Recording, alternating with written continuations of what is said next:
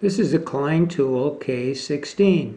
It's used for placing Phillips head screws in very difficult to reach areas where you couldn't put your fingers, or in cases where the screw would fall off the tip of the screwdriver. This is called Klein Tool K16.